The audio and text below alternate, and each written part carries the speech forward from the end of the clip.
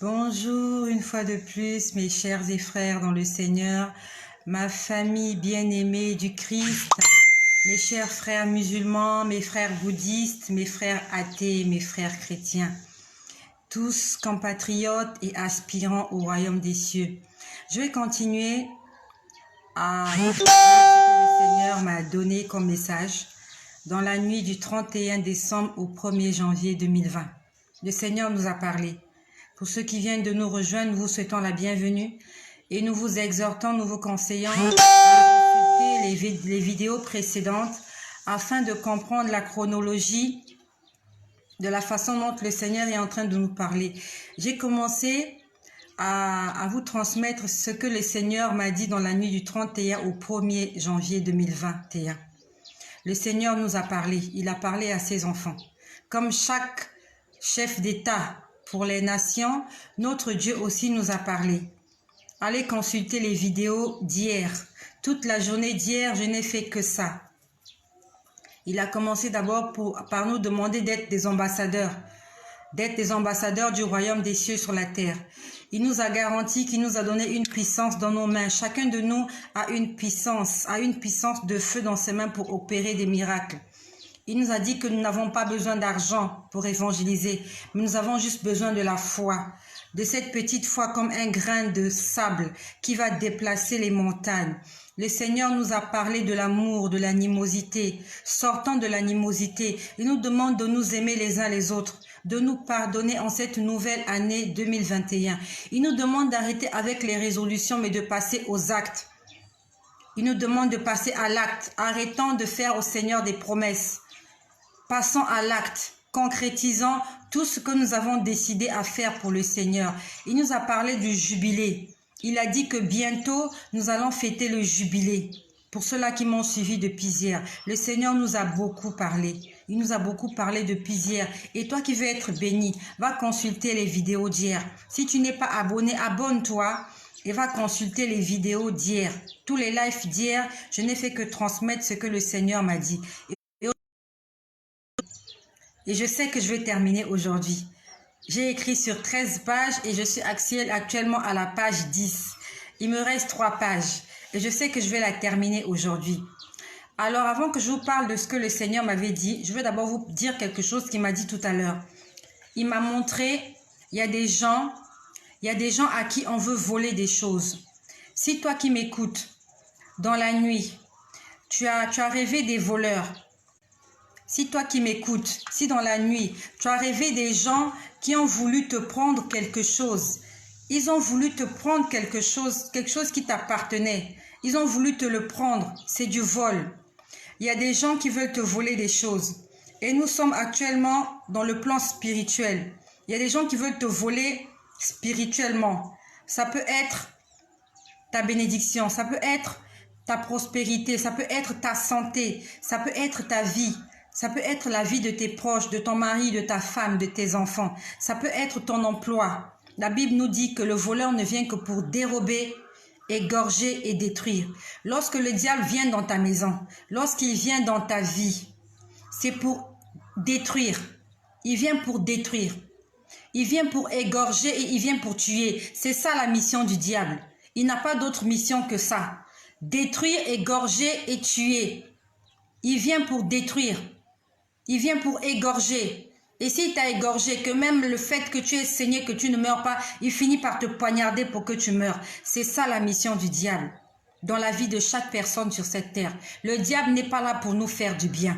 Même s'il nous présente des choses que nous aimons, des choses qui intéressent notre cœur, des choses qui attirent notre âme, toutes ces choses-là sont pour nous détruire, pour nous égorger et pour nous tuer. Toi, la nuit, tu as rêvé qu'on est venu te voler des choses. C'est exactement, le Seigneur m'a montré quelqu'un qui était dans une voiture. Tu étais dans la voiture et il y a des gens qui sont venus, ils ont voulu prendre des choses dans la voiture. La voiture, en fait, la voiture correspond à ta vie. Le fait que tu vis ta voiture est en mouvement. Tu es en train de quitter d'un point A à un point B. C'est ça ton véhicule, c'est ta marche sur cette terre. Et il y a des gens qui sont venus, ils ont essayé de voler quelque chose dans cette voiture. Même si on essaye de venir voler dans ta maison, même ta maison représente ta vie, parce que c'est ton abri. Ce corps, c'est notre abri. À l'intérieur, il y a notre âme. Nous sommes logés dans ce corps. Nous sommes logés dans ce monde. Ça ne nous appartient pas. Et le fait que tu aies vu des gens ou une personne essayer de prendre quelque chose qui t'appartient, c'est le vol.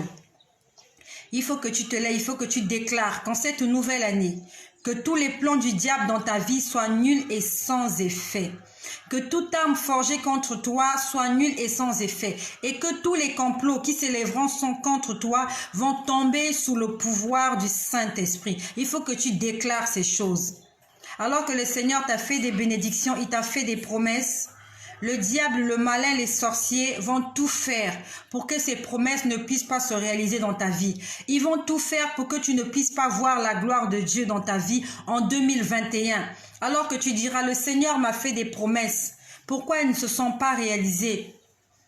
Elles ne se sont pas réalisées parce que peut-être que tu étais dans la distraction. Il faut que tu te lèves. Il faut que tu saisisses cette bénédiction-là et tu la saisis dans la foi. Comme le Seigneur nous enseignait hier, il nous a parlé de la foi. Même si tu n'as pas encore vu la réalisation de ces choses-là, ne désespère pas. Accroche-toi.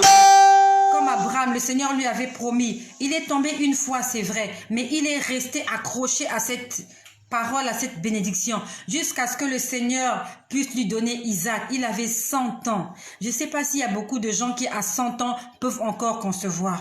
Mais Abraham a conçu. Tous nous déclarons que nous sommes des fils d'Abraham, mais alors qu'il nous manque la foi. Combien sommes-nous avant la foi? Lorsque tu reçois un prophète, il te parle de la part du Seigneur. Et à peine tu n'as pas vu les choses se réaliser, tu attends 2 mois, 3 mois, ça ne se réalise pas, tu attends 1 an. Te voilà, tu repars chez les marabouts, chez les féticheurs. Peut-être que le Seigneur avait prévu te bénir dans 5 ans. Il attendait que tu puisses atteindre une certaine maturité. Il attendait que tu puisses acquérir certaines expériences. On n'offre pas une voiture à un enfant de 5 ans. On lui offre un jouet. Si tu veux offrir une voiture avec des vraies vitesses, avec un vrai moteur, l'enfant devra attendre 18 ans parce que c'est à 18 ans que cet enfant doit avoir son permis. Peut-être que le Seigneur attend que tu aies 18 ans, que tu sois majeur pour t'offrir cette voiture qu'il t'a promise. S'il te la donne maintenant, tu n'as que 10 ans, tu vas faire des accidents. Non seulement tu vas faire des accidents, tu seras incapable de conduire cette voiture. Et même si tu la conduis, tu ne pourras pas aller faire des courses avec parce que tu n'as pas de permis. Laissons Dieu faire les choses en son temps. C'est vrai que c'est plus facile à dire qu'à faire. C'est vrai. Mais demandons-lui de nous donner la foi. C'est le Seigneur qui donne la foi. C'est lui qui met en nous le vouloir et le faire. Si tu n'as pas la foi, demande-lui, dis Seigneur, donne-moi la foi. Donne-moi la foi d'Abraham. Donne-moi la foi de Zacharie et d'Élisabeth. Donne-moi la foi de Anne. Zacharie, sa femme, était stérile. Zacharie n'était pas allé regarder ailleurs. Ils ne se sont pas séparés pour autant. Ils sont restés dans le service jusqu'à ce que le Seigneur leur ait donné Jean-Baptiste. Aujourd'hui, lorsque nous lisons ces histoires, nous aimons prêcher ces choses-là. Mais est-ce que cela nous sert vraiment dans notre propre vie? Beaucoup de gens prêchent sur la foi. Mais est-ce que nous avons vraiment cette foi-là? Généralement, nous nous désespérons très vite. Très vite, tous sans exception. Tous sans exception, nous désespérons très vite. Mais je te prie, accroche-toi au Seigneur. Moi qui te parle personnellement, le Seigneur m'a montré ce que je serai dans quelques années. Il me l'a montré. Amen, ma sœur Anaïs. Elena Bouka, soyez bénie. Seigneur, accorde-moi la grâce d'être... Oui, oui. Le Seigneur m'a montré ce que je serai dans quelques années. Et je prie. Je ne prie pas pour que ça se réalise, mais je prie que Dieu me garde dans sa maison. Parce que ces choses-là se réaliseront si je reste dans sa maison.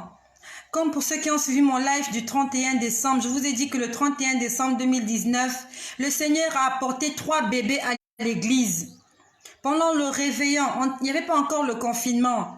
J'ai vu 3 bébés, il y avait les anges dans la salle. Et il y avait 3 anges qui étaient exactement, il y avait 2 dans le coin derrière et 1 quelque part sur le couloir, ils avaient des paniers. J'ai vu ces paniers, il y avait des bébés. Il y avait 3 bébés. Et parmi les 3 bébés, j'ai pu regarder le bébé qui était à côté de moi, c'était un petit garçon. Et les anges sont restés pendant longtemps. Ils sont venus après minuit. Ils sont restés pendant longtemps. J'attendais voir à qui ils allaient remettre les bébés. Mais les anges sont repartis avec ces bébés. Lorsqu'ils sont repartis, j'étais triste. J'ai demandé, mais Seigneur, comment ils sont venus avec les bébés? Ils sont repartis avec, ils n'ont donné à personne. Le Seigneur m'a dit que ces mamans-là, ou ces couples-là, qui devaient recevoir leur bébé le 31 décembre 2019, n'étaient pas venus à l'église. Il y a un endroit bien déterminé où le Seigneur a décidé que tu auras ta bénédiction.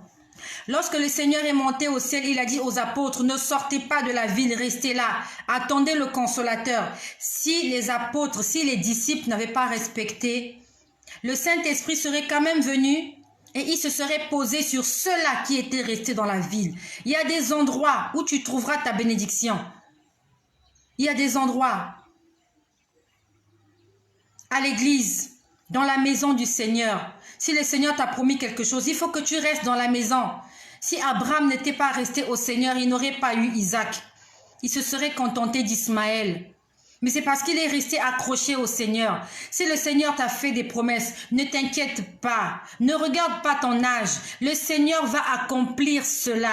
Ne t'inquiète pas. Nous voyons sur les réseaux sociaux comment des femmes de 60 ans mettent au monde des enfants grâce à la médecine. Notre Dieu, il est plus que la médecine. Jésus est plus que la médecine. La médecine, pour concevoir un vaccin, ils ont besoin de plusieurs mois en laboratoire. Dieu, en une seconde, il guérit les malades. En une parole, il ressuscite les morts. Croyons en ce Dieu-là. Je ne vous parle pas seulement à vous, mais je vous parle aussi à moi. Croyons en ce Dieu-là. C'est un Dieu qui dit la vérité. Dieu ne ment pas. Alors que je voulais vous faire, c'est le Seigneur qui nous guide. Alors que je voulais continuer à vous parler de ce que le Seigneur m'a dit, voilà comment je me mets à vous exhorter. J'aimerais vous faire un témoignage. L'année dernière, 2019, j'avais remarqué quelque chose avec ma petite fille, ma dernière. Nous partions à l'hôpital au moins 2 fois par mois. Et elle tombait toujours malade le week-end. Chaque week-end, sa maladie commençait toujours le samedi. Le samedi, le dimanche, pour que je n'aille pas travailler le lundi. Et je l'avais remarqué. Comment je l'avais remarqué? Parce que chaque lundi, généralement chaque lundi, au moins 2 fois par semaine, je faisais des SMS à ma hiérarchie pour leur dire que j'amenais l'enfant à l'hôpital. Et j'avais remarqué, c'était tous les lundis. Je me suis dit, mais pourquoi cet enfant ne tombe malade que le week-end? Je me suis dit, à cette allure, mon chef va peut-être s'imaginer que le week-end, je vais en week-end, je sors de la ville et que le fait que je n'ai pas eu le temps de revenir, je lui envoie des SMS le lundi matin pour lui dire que l'enfant est à l'hôpital. J'étais fatiguée d'aller à l'hôpital tout le temps parce que lorsque je vais à l'hôpital, il faut faire la queue, après il faut être reçu, après on vous envoie au laboratoire. En fait, j'avais toute ma journée gâchée comme ça. Et après, vous rentrez à la maison, l'enfant fait la fièvre. Personnellement, ça commençait à me gêner. Et nous étions en décembre 2019. Là, nous sommes en 2021. En décembre 2019, vers la fin de l'année, ma fille a encore fait de la fièvre. Elle a fait de la fièvre, elle a commencé toujours le week-end. Ça commence toujours le week-end. Ça avait commencé le week-end. Je lui ai donné des paracétamol pour baisser la fièvre. En fait, j'avais décidé de ne plus aller à l'hôpital. Parce que lorsqu'on allait à l'hôpital, les examens étaient toujours négatifs. Je lui ai donné des paracétamol.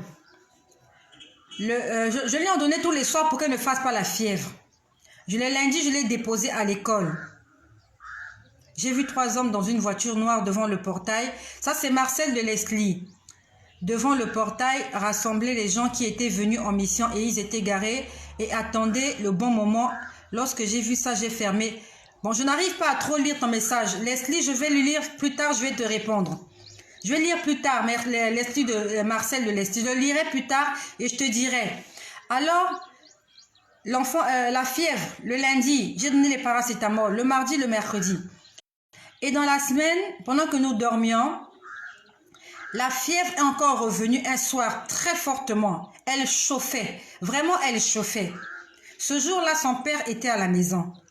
Et dans la nuit, il a tenu l'enfant, l'enfant chauffait, il m'a réveillée. Il m'a dit, l'enfant en train de chauffer, donne-lui les médicaments. J'étais fatiguée parce que je m'étais dit qu'à cette allure-là, demain j'irai encore à l'hôpital. Nous étions couchés sur le lit. J'ai pris ma main gauche. J'ai mis sur son ventre. Au fond de mon cœur, parce que je ne pouvais pas crier fort, parce que son père tenait à ce que je lui donne des médicaments. Il m'a dit non, les médicaments. Je lui ai dit oui, je m'en occupe. Mais je ne voulais plus donner les médicaments parce que ça commençait à m'énerver, ça ne marchait plus. J'ai mis ma main gauche sur son ventre. Au fond de mon cœur, j'étais en train de dire, esprit de maladie. Je lui ai dit, je suis fatiguée. Je suis fatiguée d'aller à l'hôpital. Je suis fatiguée de faire des examens. Je suis fatiguée de manquer le travail à cause de toi. Je lui ai dit, aujourd'hui, tu vas sortir. Je lui ai dit, tu vas sortir aujourd'hui. Je t'ordonne de sortir parce que tu es en train de me faire marcher. La maladie est un esprit. Il faut que tu t'en souviennes, toi, maman. La maladie n'est pas une fatalité. C'est un esprit qui vient se poser sur ton enfant et l'enfant réagit. Et si tu n'as pas la sagesse, tu cours à l'hôpital. Souvent, il y a des dégâts. Lorsque la maladie vient se poser sur ton enfant, tu sens que l'enfant est en train de souffrir. Pose ta main sur l'enfant, exerce ta foi. Donc, j'ai posé ma main sur le ventre de ma fille. J'ai crié, ça se passait au fond de moi. Je n'ai pas crié à haute voix. Je criais, je disais, sors! Au fond de moi, j'étais énervée. J'ai crié pendant longtemps, j'ai dit, sors! Je lui ai dit, sors! J'ai dit, tu vas sortir aujourd'hui. Je l'ai chassé jusqu'à m'endormir. J'avais les yeux fermés, je criais au fond du cœur, sors! Tu vas sortir aujourd'hui parce que j'en ai marre que tu me fasses marcher comme ça. Je suis fatiguée, je paie la consultation, je paie les examens, je paie mon déplacement, tu me perds mon temps, tu me gaspilles mes journées et tu as envie de perdre mon emploi à cause de ces fièvres qui n'arrivent que le week-end. Je lui ai dit, j'en ai marre, tu vas sortir ce soir. Et j'ai crié comme ça dans mon cœur jusqu'à ce que je me suis endormie. Je me suis endormie en criant. Ma main gauche était toujours posée sur son ventre. Elle brûlait de fièvre. Je me suis endormie. À un moment donné, j'ai entendu « c'est parti ». J'ai entendu « c'est parti ». Lorsque j'ai entendu « c'est parti », je me suis réveillée. J'ai tenu ma fille. Elle était froide. Et toute l'année 2020, je ne suis pas allée à l'hôpital avec l'enfant. L'enfant n'a fait aucune fièvre. Et je vous parle sur le contrôle du Seigneur. C'est mon témoignage aujourd'hui, le 2 janvier. Ma fille n'a plus jamais fait de fièvre. Je ne suis plus jamais allée à l'hôpital. Dans mon carnet de santé, il n'y a pas l'année 2020. Je ne suis pas allée à l'hôpital en 2020 avec aucun de mes enfants. Aucun de mes enfants n'est allé à l'hôpital. Entre-temps, elle est venue. Maman, j'ai mal à la gorge. Je lui ai dit, oh, je connais la solution. J'ai dit, amène-moi ta gorge ici, là. J'ai mis l'huile. J'ai dit, oh maladie, je connais ton jeu. J'ai dit, je n'irai pas à l'hôpital. Je n'irai pas à l'hôpital. Je t'ordonne là, tu vas sortir. En fait, c'est devenu un jeu chez moi à la maison. Lorsque les enfants sont malades, je leur dis, attendez, tout à l'heure, attendez. Donc, je fais le geste. En fait, ça les fait même rire. Je sors, je dis, en fait, je prends, je jette comme ça. Je dis, je t'ordonne de sortir. Ça fait rire les enfants. Mais c'est la réalité. C'est un combat qui se passe en esprit. Et on exerce la foi. Lorsque tu prends la maladie, tu chasses. Même si tu ne l'as pas vue, tu l'as chassée en esprit. Toi, maman, arrête d'abord d'aller à l'hôpital. La maladie de l'enfant, là, c'est pour te persécuter. C'est pour finir ton argent pour que tu n'aies pas d'économie. Je ne suis pas allée à l'hôpital en 2020. Si ce n'est qu'entre-temps, ils sont partis pour des soins dentaires. Il n'y a pas eu de fièvre. Et même quand il y avait les fièvres, là, à la maison, je disais, amène-moi ton ventre, là, je vais prier. Amène-moi ta gorge, là. Amène-moi ceci. La dernière fois, je vous ai expliqué comment j'ai été. La nuit, j'ai vu des gens venir tirer. Et l'enfant a été atteinte. Pour ceux qui me suivent régulièrement, comment le matin, l'enfant me disait, maman, j'ai mal au ventre. J'ai prié pour elle. Elle avait vomi, c'est vrai. Ma fille qui est en train de faire les compositions. Mais elle est partie composer. Elle a fait ses compositions. Et on n'a plus jamais parlé de cette maladie-là. Je n'irai plus jamais à l'hôpital pour des fièvres. Le diable est un menteur. Il veut finir notre argent. Il veut vider notre portefeuille. Maman, si l'enfant est malade, tu le tiens, tu l'amènes dans la chambre. Tu fais des déclarations sur lui. Ne l'amène pas encore à l'hôpital. Ne sois pas pressé. À l'hôpital, ils vont te demander de l'argent. Le Seigneur te demande juste cette petite foi. Il nous a dit que nos mains sont revêtues d'une puissance. Commence à l'exercer chez toi. Et quand tu te rendras compte que ça marche, tu iras maintenant dans la rue, tu iras dans les hôpitaux, prier pour ces gens-là qui ont besoin de la puissance qui est dans tes mains. Cette puissance n'est pas seulement pour toi-même. Quand Jésus est venu, il a guéri toutes sortes de maladies et toutes sortes d'infirmités. Pas seulement dans sa famille, mais dans la rue, avec les inconnus. Et c'est ça qui va amener des gens au Seigneur. La gratuité de la guérison. Les hommes aiment ce qui est gratuit. Et lorsqu'on leur a prouvé à ces gens-là que Jésus-Christ guérit gratuitement, les églises du Seigneur seront pleines parce qu'ils auront compris que Jésus-Christ est le chemin, il est la vérité, il est la vie. Ne monnayons pas ce que Dieu nous a donné. Ne le monnayons pas, ce sont des dons. Utilisons notre autorité en tant qu'enfant de Dieu. Oui, Anaïs. Oui, Anaïs. Oui. Utilisons cela. Commence par toi-même. Lorsque tu as mal à la tête, tu prends tes mains. Tu dis, oh, mal de tête, je t'ordonne maintenant. Tu es un menteur. Jésus-Christ a porté mes maladies à la croix. S'il a porté cela, je n'ai plus le droit d'être malade. Je t'ordonne, toi qui es là-dedans, là, je te fais sortir. Tu fais le geste, tu dis tu sors. Je t'ordonne de sortir. Tu ne sors pas pour aller te mettre devant chez moi. Mais tu vas sortir de cette maison et je t'envoie dans les abîmes. Il faut l'envoyer dans les abîmes. Si tu lui dis seulement sors, il va sortir, il va rester dehors, il va t'attendre. Ou bien il va aller entrer dans le corps de quelqu'un d'autre. Lorsque tu lui ordonnes de sortir, tu lui dis, je t'ordonne d'aller dans les lieux arides, je t'enchaîne. Tu dis, je te brise, je brise ton pouvoir et je t'enchaîne dans les lieux arides pour qu'il ne sorte plus et qu'il ne dérange plus personne. Si on pouvait lier toutes les maladies, personne ne serait plus malade. Sauf que généralement on dit seulement sors, mais il va sortir, il va aller où? Il va sortir, il va aller où? Rappelons-nous lorsque Jésus-Christ a prié pour ce démoniaque-là, lorsqu'il a demandé aux démons de sortir, les démons lui ont dit, envoie-nous dans les pourceaux. Les démons sont à la recherche des hommes pour vivre. Ils veulent vivre dans le corps humain. Donc toi qui l'as sorti, tu l'as chassé, il faut que tu l'envoies quelque part. Il faut que tu l'envoies dans les lieux arides, ne l'envoie pas dans les pourceaux. Parce que tu vas l'envoyer dans les pourceaux, dans les coques. Les coqs là seront possédés. Ils vont commencer à mordre les enfants de truie dans la rue. Parce que toi, tu n'as pas su où envoyer les démons. Le Seigneur est en train de nous parler. Laissons-nous guider par le Seigneur. Alors que je voulais vous transmettre ce qu'il m'a dit comme message à son peuple. Voilà comment je me mets à vous exhorter sur les démons. Parce que je sais qu'il y a quelqu'un qui a besoin d'entendre ces choses-là. Tu es peut-être malade ce 2 janvier 2021. Peut-être que l'enfant est malade. Ou bien peut-être que tu as appris que tu as un parent qui est malade. S'il n'y a pas le confinement chez toi, va voir la personne et prie pour elle. Demande au Seigneur s'il faut que tu lui imposes les mains ou pas. Parce que nous n'imposons pas les mains sur les gens par précipitation. Il faut se laisser guider par Dieu. Parce que n'oublions pas que lorsque tu imposes tes mains sur la personne, tu lui transmets la puissance que tu as et tu récupères le mal qu'il a. Il y a un échange qui se fait. Et si tu n'es pas encore assez solide pour récupérer le mal qu'il a, ne lui impose pas les mains, lève seulement les mains à distance et fais des déclarations. Va le faire pour cette personne qui est malade, qui a besoin de prière. Ça fait longtemps qu'elle suit ce traitement, ça ne marche pas. Il faut que les gens sachent que Jésus-Christ guérit encore. Il ne guérissait pas seulement au temps des apôtres, mais jusqu'aujourd'hui, en 2021, le Seigneur continue à faire des miracles. Utilisons nos mains. Mes enfants sont devenus mes cobayes. Lorsqu'ils sont malades, je leur dis, viens ici là. Je vais lier cet esprit-là. Et je le fais en riant même.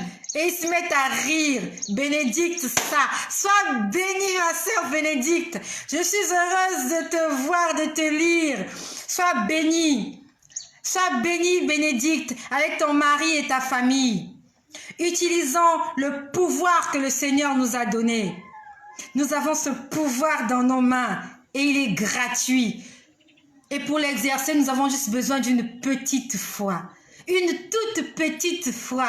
Le diable est menteur. Quand on va chez les marabouts là, ils te demandent les bougies, les draps, les savons, les photos.